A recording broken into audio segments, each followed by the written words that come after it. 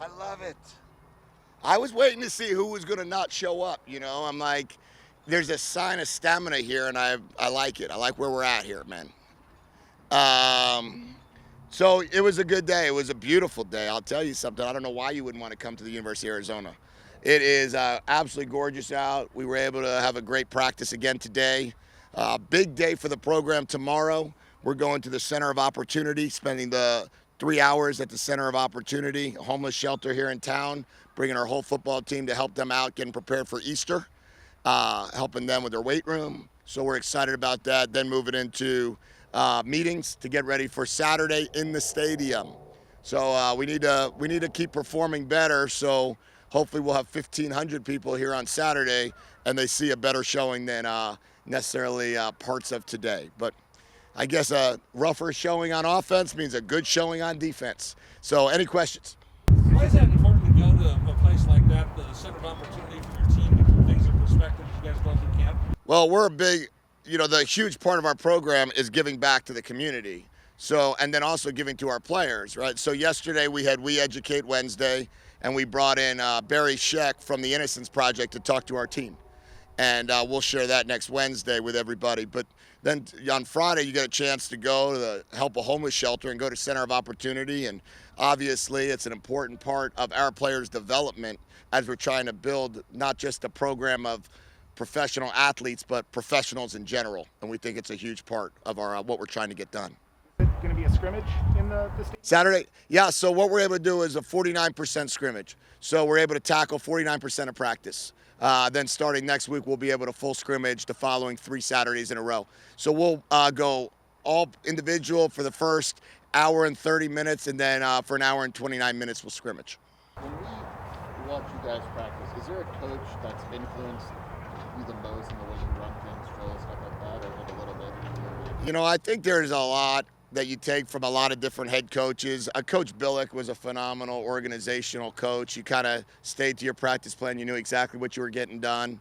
But I think I always go back to it all started with Coach Spurrier, how you interact with your players, calling plays, showing up on the practice field with a script in your hand, knowing that you got to call the offense and coach the quarterback. But it's all of them. They've all influenced me in different ways. Was this one of Gunnard Cruz's better days today? Yeah, he had the most amount of reps with the first group today, and I think he benefited from that. So we have to continue to see what does Will look like with a little bit more ones on Saturday, see what that looks like. But Gunnard's developing, and Gunnard's he's showing that he's got a pretty good skill set. Not that you want him to throw the ball away or that. Oh, I do want him to throw the ball away. Is that sometimes a good result? Yeah, it's a great result. It's a great result. We want to avoid negative plays. Remember what we keep trying to harp with our team. Before we learn how to win, we have to learn how not to lose. So we have to avoid those negatives, sacks, holding penalties from running around and not knowing where to go with the ball, being in a bad position and throwing the ball to the other team. So if we get out of the pocket and we got to throw away and live another down, we'll do that all day long. I think we got a great chance to win that way. Do you have any plans to go to the Final Four in San Antonio? Unfortunately, I would love to go to the Final Four in San Antonio, but we've got meetings, we've got the homeless shelter that we're going to be at, and we have to prepare for Saturday's scrimmage. But I will be locked in on that television. Call Coach Barnes tonight, wish her the best. I'll have my women's basketball T-shirt ready to roll tomorrow, and we'll be fired up. How do you feel about Barnes coaching? She's phenomenal. I mean, she took a team that was 6 wins, up to the Final Four in a 4-year span. And she's done an incredible job. And obviously, so has all of our coaches here. Look at what the men's tennis team is doing right now. Undefeated in the Pac-12. Tennis fan. So you had a prior relationship with Ricky Hunley. I don't think you had one with Chuck Cecil, but you did add him to the staff. Now that you've gotten to know him a little bit, what are your impressions of him? What does he add to the Chuck's great. I mean, you want to talk about he is there until the very end every single night. He's the last guy I see leave the building. He's dedicated. He's got great energy. He's got great passion.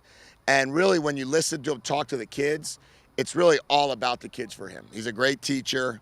He pulls them aside. They come see him all the time, and he likes to just kind of talk one-on-one in a manner that they can help learn. What kind of sense of urgency do you have for plays as they're developing? Because there's a learning curve right now. So if somebody drops the ball, somebody big a deal is it if they're making mistakes right now? Is there one? It's a big deal.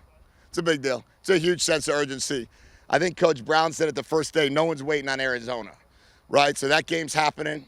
We're playing in Vegas, in September, that very first week. So we got to be ready. So every play feels like a Super Bowl play for me. So we get a little bit stressed out at times. We got to find a way to keep getting better. But we have a huge sense of urgency and want our players to feel that as well.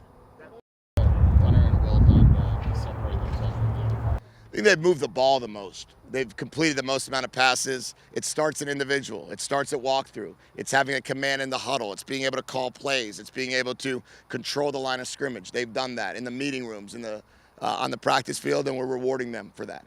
The 49% thing you were referring to, is that by NCAA rule? Yeah. So you're allowed to have 3 tackling scrimmages at one tackling day, which is less than 50%, and then you have your other 4 days, which are also less than 50%. 8 days of tackling in the spring. Right. Go ahead. How do you approach tackling? Some guys don't like tackling in practice. Yeah, we tackle. Full live. Yeah, I love tackling. I think that's what you have to do. We have to do that. So we've tackled, I think, 3 times or 4 times. We'll tackle 4 more times. Maybe we've tackled 3. We've got 5 left. We need to tackle. We need to tackle. We need to break tackles. Otherwise, we'll fumble the ball. There is no preseason in college football, so you never get a chance to get tackled. And then as we get closer, obviously, to the season, we'll pull away from the tackling. So now's our time to tackle, get tackled, learn how to break tackles, and play with great fundamentals. Are your guys still being tested regularly for Yes, COVID? daily. Daily. They're tested daily.